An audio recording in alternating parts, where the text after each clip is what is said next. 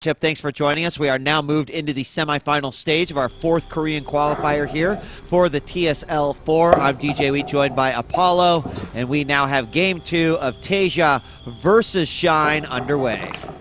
And it's going to be a great game. It's back to Daybreak again. A fantastic setup for Terran versus Zerg.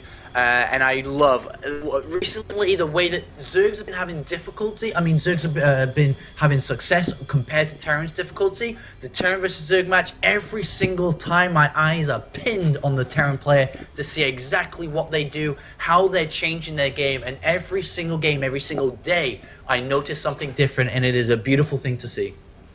Yeah, I mean, I like the fact you bring that up because there's been a lot of discussion lately, not only about TVP, but also TVZ.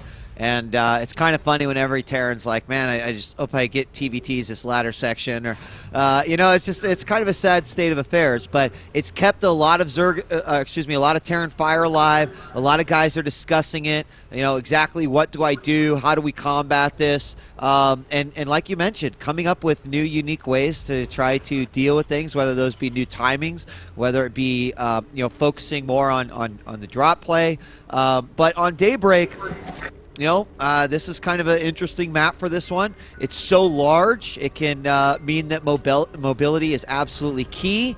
And I'm really curious to see how this one will play out because Shine has shown that he's a remarkable player.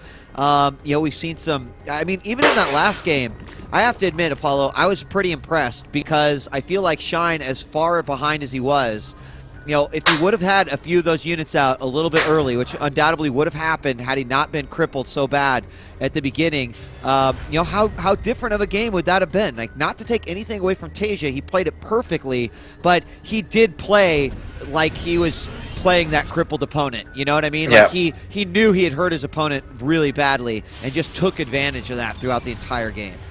And, you know, any chance that Terran can do that, if they get an upper hand, they will... You stream units over until you break down and have nothing left. That's the momentum that you gain from having a small advantage like that. And that is a great way to set up this matchup. Next time I actually, now my next plan, DJ Week, when I next stream, I'm picking Terran, I'm loading the game, and if it's not a Zerg player, I'm quitting it. I'm going to have face paint, I'm going to play Rocky music, and I'm going to go for it, man.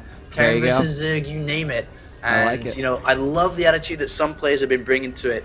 And it's a subject that a lot of players and pro players discuss, they complain about. We've seen tweets, we've seen forum posts, you name it. But in Korea, there's actually been a different story. Outside Korea, Terrans, yes, they struggle. But in Korea, they have had a little bit more success, and it feels like they're a little bit more hardworking to find some new resolution, something to change, something to do to switch this matchup up.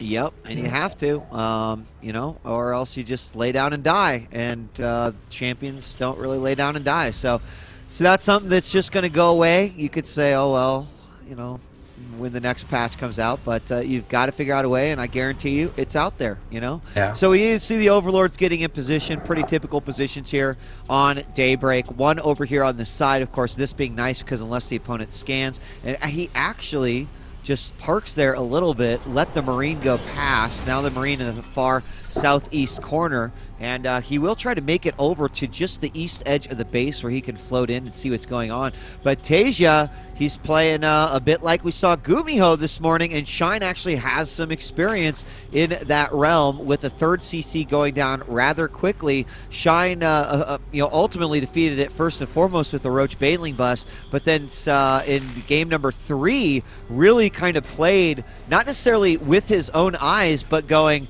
this player is going to play greedy. I know how I can stop it, and ultimately found himself in the semifinals as a result. And there was double gases down for Shine relatively early, which does open up the option to be aggressive, because right now he's banking a lot of gas. He can easily start to throw down a Roach Warren and start to increase the potential Roach count here, which he does do. So the Roach Warren's coming down, and we may just see that 2-base bust again, because one of the big answers that Terran players have come up to recently is saying, well, I can just be ultimately greedy like we saw Gumiho do, and then try to do something in the later stages of the game, but Zerg players can throw this kind of build in the mix, which catches them off guard completely.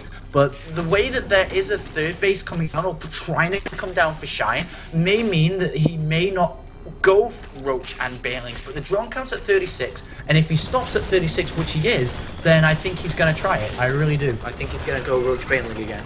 Well, just kind of showing the, hey, I want to clear this off, it's kind of interesting because it may force him into exactly that. He's going to bring the queens down now and start to work on that. There's just the one SCV, but it repairs it back to full. The one nice thing about where he's at right now is that he knows that a lot of this force is actually sitting here at his third, and he backs off. He's not quite ready for this, but we've got 2 additional Hellions about ready to make their way in here. Could potentially poke into the natural. There's the one queen, but the baneling nest is down, and roaches are in production. No more drones on that production tab, Apollo. Nothing but lings and roaches, but I'll tell you what, Daybreak's a pretty large map, too. It's going to take a while to get over there. Yeah, and with TaeJa's gas that he started banking up early, he's not throwing it into upgrades or tanks, he's throwing it into Marauders here. So he's gone double Tech Lab, Stim and Combat Shield, and he's going to have a really good situation to hold this. If the bunkers can get up, if the Marauder count's able to survive, then they'll bring the Roaches down like no tomorrow, and combine that with all the Hellions that remain. The Hellions can be used for 2 things here: catch the reinforcements or used for defense, and I think he's going to try and catch spare lings like he is now.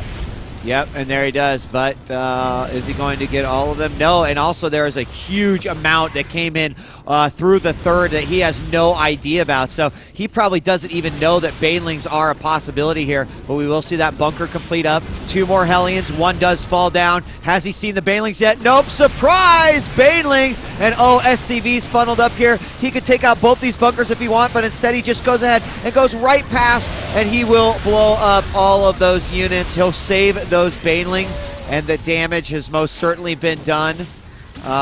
But, you know, it's not going to be over until a GG here, so he's moving in. Banelings, and there are quite a few of them. Oh my gosh, one baneling needs to run those as far away as possible. Go after the mineral line.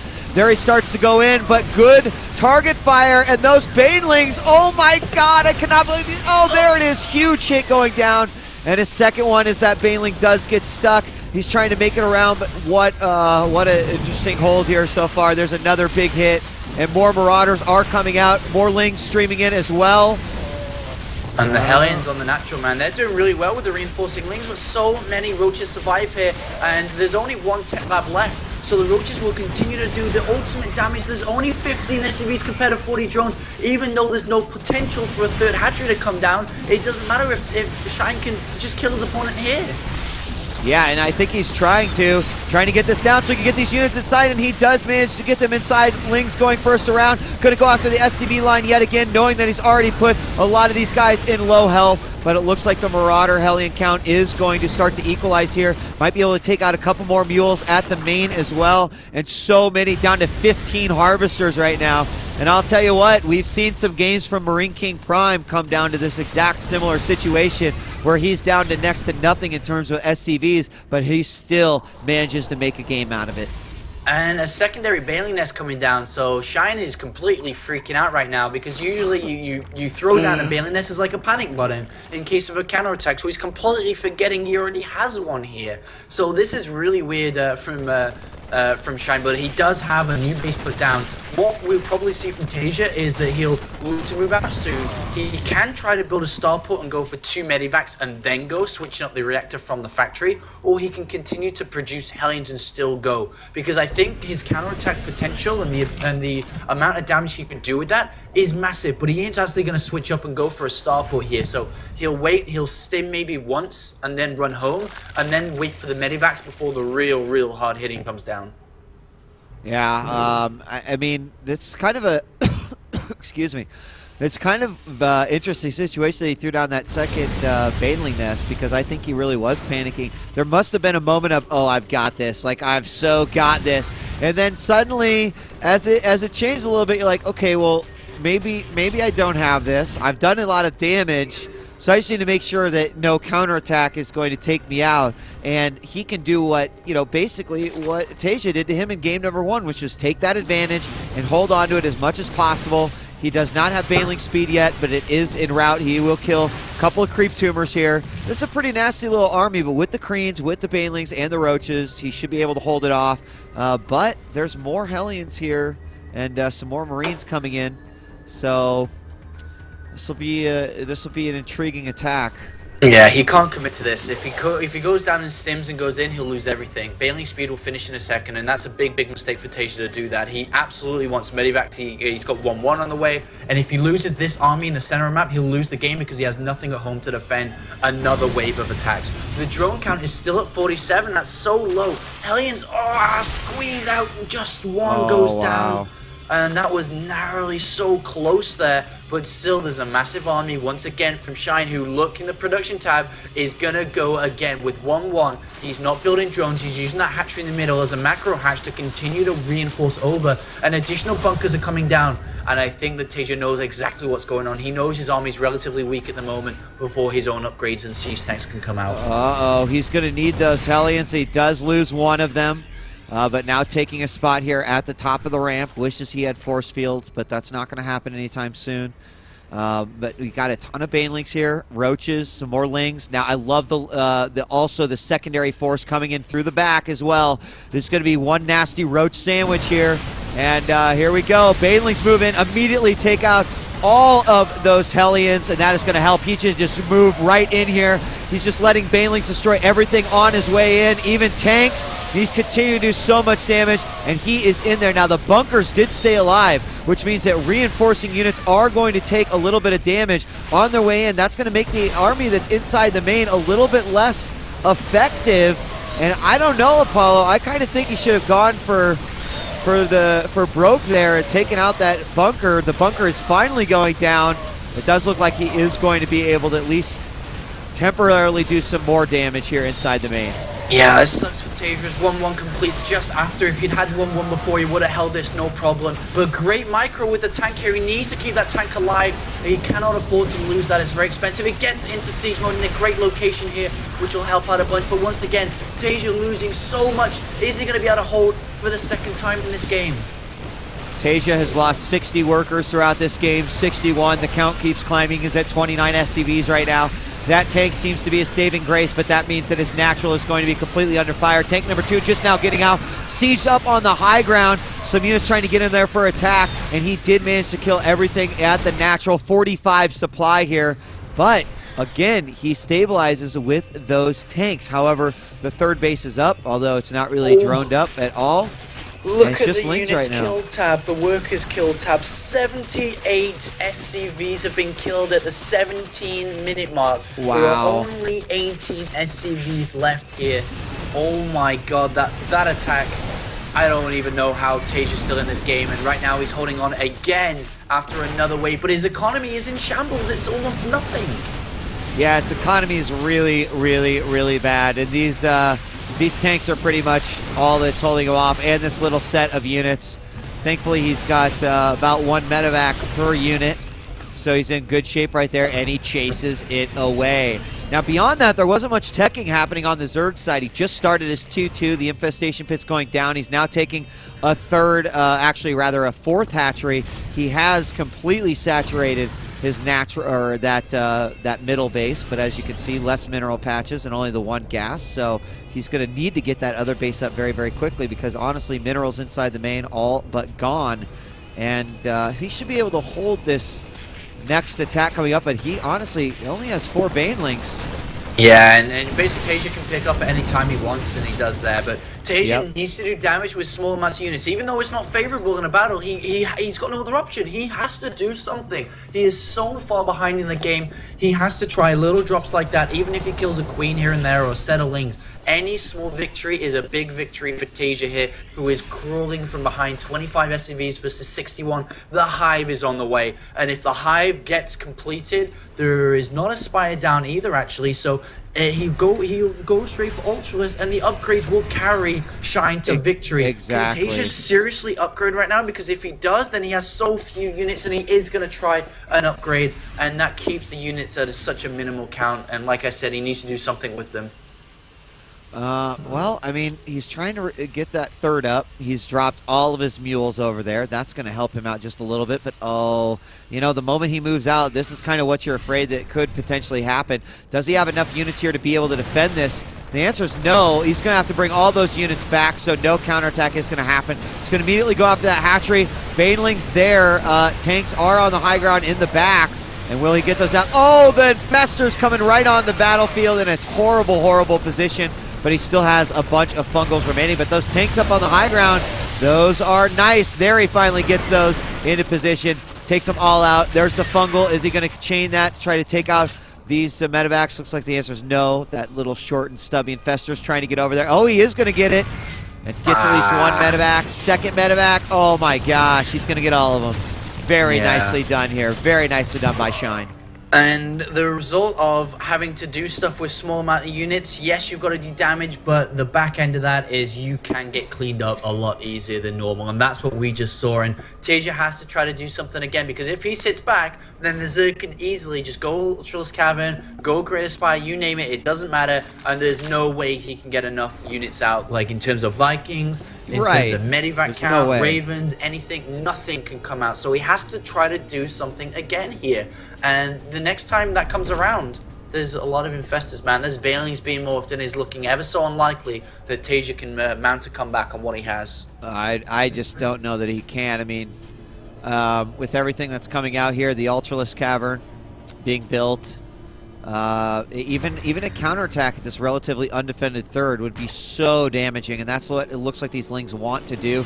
They will spot a drop as well, but they are getting into position right there, so he's not going to be able to move forward to any sort of attack. Is he going to go and try to defend that drop, though? He definitely needs to put some attention on that. Chitinous plating now beginning as well. Here it comes. Yeah, and, you know, this is such a difficult scenario for, you know, TaeJa to actually play from, man. This is really, really difficult, and he's trying to hold that middle with so few units, and that, if it's seen, can easily get beaten down. Adrenal glands being researched, going down there, or the pool getting targeted, but it does look like the medevac gets away, almost hurt. There is the spine crawler being put into the back, and we got our first ultras on their way. Looks like he's going to drop inside yet again, but I think he's got good defense of that. And there's that. Oh, the baneling's going into the third. Oh, Apollo. Oh, so much damage. So much damage. That's the last thing he needed to do in this matchup, was to lose more SCVs.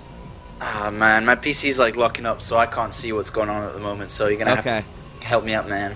All right, no problem, no problem. Well, I mean, right now, I mean, quite frankly, Shine almost getting that middle hatchery, but it's just not going down. And now that the ultras are out, you know, he did get this middle base established, but not being a PF, being supply blocked, sitting at 129 supply, it really hurts him even more. The creep spread is getting out to the middle rocks are down, so, you know, we see the Spire going. Obviously, the next step beyond the Ultralists are going to be those broods, and frankly, I don't think that TaeJa's in any position to actually get Vikings out at this point. He's going to see another drop, identifies it going into the main, and I don't know if he's actually going to be able to hold this one off. It looks like the drop is actually just going to go to the north side of the map. So we have only 2 Marines in here for that drop that was left behind. Zerglings are there, but they are not helping him out. They kill at least 1 Roach. But another counterattack at the third, and that orbital is going to go down. Likely lose these Lings, but so many losses here by TaeJa, and he is just holding on. I do not know how even he believes he would be able to bring this one back in his favor. I mean, the moment that broods come into play, there's inevitably going to be an attack. We do have another drop inside the main, that double drop finally coming out. There's not going to be enough to deal with this. One of the medevacs almost gets taken out there, but he could go after the Ultralist Caverns. Actually, right now, just going after an extractor, which, who cares? He didn't even get it. But now we've got TaeJa moving into position, clearing out this creep, gonna go for a forward attack on this 5th. If he even gets close enough with those siege tanks, that hatchery is going to go down, but keep in mind we do have that southeast hatchery up as well. So here comes the reinforcements, the ultras, the infestors are out, and is he gonna grab it? He tries to grab, great transfuse coming out there. He does stop it, and a few units are lost. Lings continue to do such a ridiculous amount of damage in these counterattacks. And eventually it's just going to be a quick, I think, victory here for Shine. Really, we got the burrowed infestors. Is he going to go in and just try to drop some infested Terrans?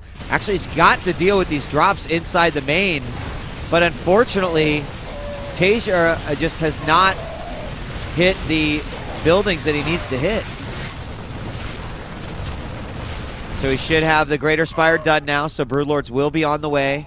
Plenty of infestors, about 6 up right now, and he's just going to go for it. Oh, infested Terrans from the back as well, and that is going to screw up everything for TaeJa. Moving into position. Unfortunately, a lot of his infestors dying there that should not. A few get out their fungals, and there it is. GG. TaeJa finally concedes.